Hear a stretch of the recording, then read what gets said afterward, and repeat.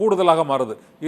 இது எம்எஸ்எம்இக்கு வந்து பாதிப்பை சீர் செய்யும் அப்படின்னு அரசு தரப்புல கூறப்படுகிறது. நீங்க மறுபடியும் இது வந்து மறுபடியும் ஒரு அவசர காலத்துல நம்ம வந்து ஒரு மாற்றத்தை கொண்டு வர மாதிரியே இருப்பாங்க.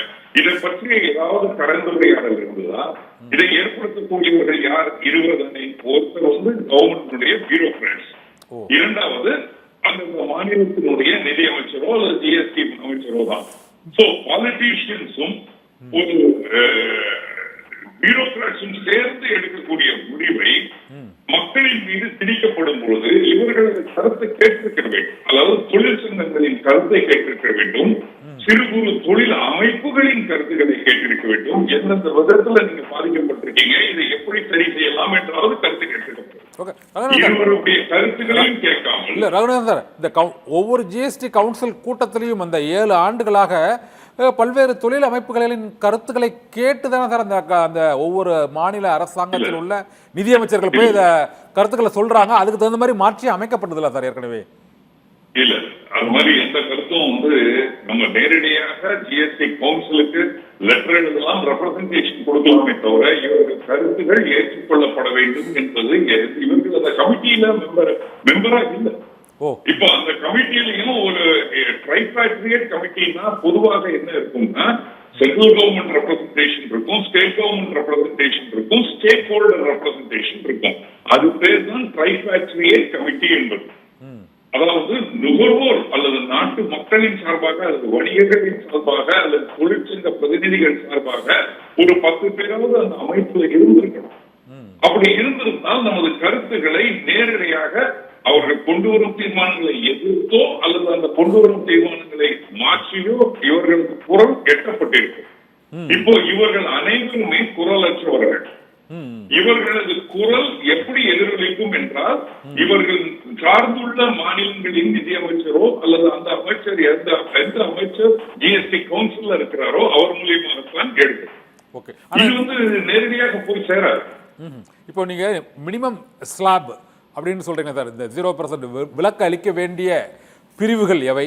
அந்த விலக்கிலிருந்து வரி குறைக்கப்பட வேண்டியது, இப்போ 40%, 28% சொல்றாங்க, இது குறைக்கப்பட வேண்டியவை, உடனடியாக குறைக்கப்பட வேண்டியவை எவை? இது 7 ஆண்டுகளாக அந்த பிரச்சனை தீர்க்கப்படாமலேயே இருந்து இப்போது 2 அடுக்குகளாக அது குறைத்து விட்டால் மட்டும் மொத்த பிரச்சனைகளுக்கும் தீர்வு ஏற்படுமா? அதுதான் என்னோட கேள்வி சார். இல்ல, நிச்சயமாக ஏற்படாதுன்றதுதான் நான் சொல்லிட்டு இருக்கிறது. அதாவது இப்ப நம்ம என்ன பண்ணிட்டு இருக்கோம் அப்படின்னாக்கா மறுபடியும் இந்த கன்ஃபியூஷன் தான் பண்றோம். 2 அடுக்கு கிடையாது, இது 4 அடுக்கு வரி. இரண்டாவது சில செக்டர்ஸ் இதனால பெனிஃபிட் அடைய போகுது. ஒன்னு வந்து அக்ரிகல்ச்சர், இரண்டாவது ஆட்டோமோட்டிவ், மூன்றாவது டெக்ஸ்டைல், நான்காவது ஹேண்டிகிராஃப்ட், ஐந்தாவது ஃபெர்டிலைசர், ஆறாவது ரினியூவபிள் எனர்ஜி புதுப்பிக்கத்தக்க எரிசக்திகள், ஆறாவது இன்சூரன்ஸ், ஏழாவது ஹெல்த் செக்டர். இந்த 7-8 செக்டருமே இந்த மாற்றி அமைப்பதனால் பலன் பெற போகுது. ஆனால் சிறு குறு தொழில்கள் இந்த சிம்பிளிஃபைடு டாக்ஸேஷன்ல வரல. 2 விஷயம் பண்ணிருக்கணும். நாங்கெல்லாம் கேட்டு இருந்தது என்னன்னா, இன்றைக்கு தேவையில மேனுபேக்சரிங் செக்டருக்கு 40 லட்சம் ஆண்டிற்கு, சேவையில இருக்கிறவங்களுக்கு 20 லட்சம் ஆண்டிற்கு வரை தொழில் பண்ணுபவர்களுக்கு கொடுக்கிறாங்க. இந்த விலக்கை ஏற்றி இருக்க வேண்டும், 2 கோடியாக ஏற்றி இருக்க வேண்டும். அப்படி 2 கோடிக்கு இந்த வரம்பை எடுத்துக்கிட்டால் அந்த 2 கோடி ரூபாய் வரை டர்ன்ஓவர் செய்பவர்கள் இந்த ஜிஎஸ்டியினுடைய வரி விதிப்பிலே வராதவர்களாக ஆகிறார்கள். அப்போ ஃபார்ம் சப்மிட் பண்ண வேண்டிய அவசியம் இல்லை. மாதம் அவர்களுக்கு இந்த ஆடிட்டர் பின்னாடி அலைந்து அதற்கு உண்டான தகவல்களை திரட்டி ரிட்டர்ன் சப்மிட் பண்ணதே நேரம் வைத்திருக்கு. அப்போ வெப்சைட்டுடைய ஸ்பீடும் வந்து இவர்களால பாதிப்பு ஏற்படுத்தாது. அப்போ இவர்கள் தயாரிக்கும் பொருட்களுக்கு விலக்குகள் வரும்பொழுது சிறு குறு தொழில்கள் நாடெங்கு பரவி இருக்கக்கூடிய தொழில்கள், இப்ப என்னுடைய ஒரு வீட்டில் இருக்கக்கூடிய ஒரு ரிப்பேர் கொடுத்தா 500 ரூபாய் பில் இருந்தா கூட 18% கட்ட வேண்டியது. இல்ல அந்த வரி விதிப்பை ஏமாற்றுவதற்காக அக்கௌண்ட்ல கொண்டு வராம தவிர்ப்பவர்கள் இருப்பாங்க. இத மாதிரியான நிலைமைகள் இல்லாமல் 2 கோடிக்கு இந்த ஸ்லாபை எடுத்துட்டு போயிருக்கு. அதே மாதிரி இரண்டாவது வந்து 18% ரொம்ப அதிகமான வரி விதிப்பு, 40% என்பது மிக அதிகமான வரவழைப்பு. பல நாடுகளிலே ஜிஎஸ்டி என்பது 1 5% அல்லது 8% தான் இருக்கு. ஓ, இது போன்ற 4 ஸ்லாப் கிடையாது. இந்த மாதிரியான 4 ஸ்லாபுகள் எல்லாம் இருக்கவே இருக்காது. ஒரே ஸ்லாப் தான் ஜிஎஸ்டி அப்படின்னாக்க 5% அல்லது 7% தான் இருக்கு. இப்போ பொருட்களை சார்ந்து மாறுபடவும் படாது. ஓகே, இப்போ ரகுநாத் சார் நீங்கள் கூறுனீங்க இந்த 2 கோடி வரை அந்த எம்எஸ்எம்இக்கு ஸ்லாப் வரணும்னு. இந்த 7 இயர்ஸ் இந்த கோரிக்கையை நீங்கள் வலியுறுத்திருக்கீங்களா? அது அரசு ஏற்றுக்கலையா? அல்லது நிதியமைச்சர் நிர்மலா சீதாராமன்ட்ட இந்த தேசிய தொழில் முனைவோர் சங்கத்தின் மூலமாகவோ வர்த்தக அமைப்புகள் மூலமாகவோ அந்த சேம்பர் ஆஃப் காமர்ஸ் மூலமாகவோ இது வலியுறுத்திருக்கீங்களா சார் இதுவரை? எவ்வளவு முறை சொல்லியாச்சு. இது வந்த அன்னியிலிருந்தே இதை பற்றி நம்ம பேசிக்கிட்டு இருக்கோம். ஆனால் இத மாதிரி ஒரு பிரச்சனை இருப்பதாகவே அவர்கள் இதுவரை கணக்கில் எடுத்துக்கொள்ளது.